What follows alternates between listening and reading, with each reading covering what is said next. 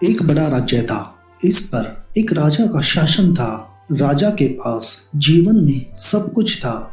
उसके पास जीवन में सभी सुख सुविधाएं थी। उसके पास जीवन की सारी खुशियां थी, लेकिन उसके पास सिर्फ एक चीज नहीं थी, जिसकी वजह से वह हमेशा बेचैन रहता था। इसी कारण से उसकी रातों की नींद हराम हो गई थी। उसे दिन में भी कोई शांति नहीं मिलती थी। वह अपने जीवन से तंग आ गया था। एक दिन मंत्रियों ने पूरे राज्य में ये ढिंढोरा पिटवाया कि जो भी राजा को हंसाएगा या उसे खुश करेगा, उसको उचित इनाम दिया जाएगा। दूर दूर से जादूगर, नाचने वाले और चुटकुले सुनाने वाले राजा के दरबार में आने लगे और कोशिश करने लगे कि किसी तरह राजा को हंसाया जाए और खुश रखा जाए, लेकिन राजा को इनसे खुशी नहीं मिलती थी। वो तो बस अपनी सोच में डूबा रहता था और हमेशा दुखी मन से बैठा रहता था। उसका अपने राज्य में मन नहीं लगता था। फिर एक दिन उसके मंत्रियों ने उसको सुझाव दिया, आप एक बार राज्य का भ्रमण करने जाए। राजा को मंत्री का ये सुझाव काफी अच्छा लगा और वह अपना राज्य भ्रमण करने के लिए तैयारी करनी शुरू कर देता है। वह अपने राज्य का भ्रमण कर रहा था। उसे भ्रमण करते हुए रास्ते में एक साधु दिखाई देता है। अलख निरंजन, राजा उससे कहता है, नमस्कार साधु महाराज, मैं इस राज्य का राजा हूँ। मुझे एक समस्या है, यदि आप इसे हल कर सकते हैं तो मैं आपका आभारी रहूंगा। राजा की ये बात सुनकर साधु कहता है, हाँ महाराज, आपकी समस्या क्या है, कृपया मुझे बताएं। साधु महाराज, मेरे पास जीवन में सब कुछ है, लेकिन मेरे पास मन की शांति या संतुष्टि नहीं है। मुझे हर समय दुख होता है। मुझे दुख से छुटकारा पाना है। राजा की ये बात सुनकर साधु कहता है, बस यह तो बहुत आसान है। मैं तुम्हारी सब समस्याएं दूर कर दूंगा, लेकिन कैसे, मैं तुम्हें बताऊंगा। मेरी बात सुनो। अपने राज्य में एक बहुत खुश व्यक्ति को खोजो, उसकी कमीज उधार ले लो और एक रात बिस्तर पर इसे पहन लो और फिर तुम कभी दुखी नहीं होगे। साधु की ये बात सुनकर राजा कहता है, ठीक है साधु महाराज, मैं ले लूंगा किसी खुशी इंसान की कमीज। वो अपने सिपाहियों को आदेश देता है, सिपाहियों, राज्य के सभी घरों की जांच करो। तुम्हें सबसे खुश व्यक्ति को ढूंढना है। जब वह मिल जाए तो तुम उसे मेरे पास ले आना। सिपाही कहते हैं, हाँ महामहिम। राजा के आदेश अनुसार पहरेदार हर घर में गए सबसे सुखी व्यक्ति को खोजने के लिए। सिपाही एक घर के सामने जाकर आवाज देते हैं, क्या हम अंदर आ सकते हैं? राजा ने हमें भेजा है। अंदर से आवाज आती है, अंदर आ जाओ, तुम मुझसे क्या चाहते हो? सिपाही अंदर जाके कहते हैं, राजा एक सुखी व्यक्ति की तलाश कर रहा है, क्या आप जीवन में खुश हैं? सिपाही की ये बात सुनकर बूढ़ा आदमी कहता है, खुश? और मैं? मेरी पत्नी मेरी पुरानी खांसी से तंग आ गई थी और 6 महीने पहले ही भगवान को प्यारी हो गई। मेरा एक बेटा है, वह हमेशा मुझे कोसता रहता है, साथ में उसकी पत्नी भी मुझे कोसती है। ऐसा लगता है जैसे वे कभी बूढ़े नहीं होंगे। मेरा एक पोता भी है, वह बहुत छोटा है, लेकिन जब वह बड़ा होगा तो वह भी अपने माता पिता जैसा होगा। मैं कैसे खुश रह सकता हूँ?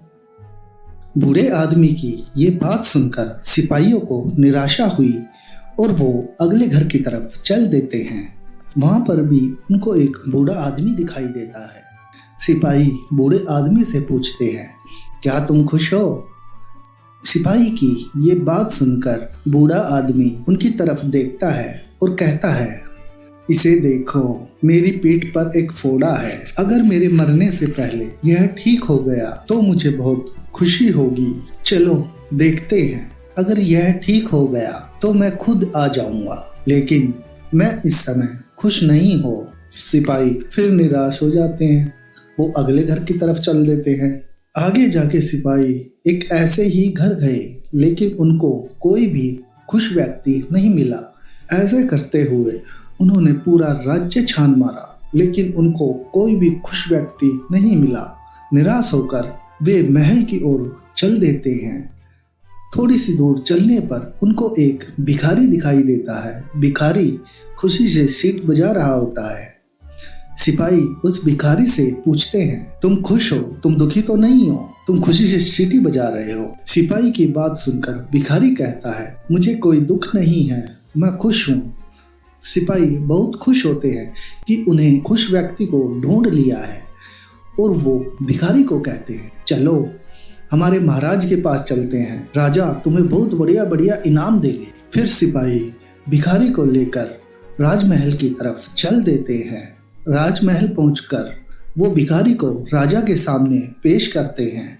महाराज, हमने पूरे राज्य की तलाशी ली, हमें सिर्फ एक ही सुखी व्यक्ति मिला है। सिपाही की ये बात सुनकर राजा खुश हो जाता है और सिपाही को कहता है, क्या महान, कमाल है, तुमने कुछ अच्छा किया है।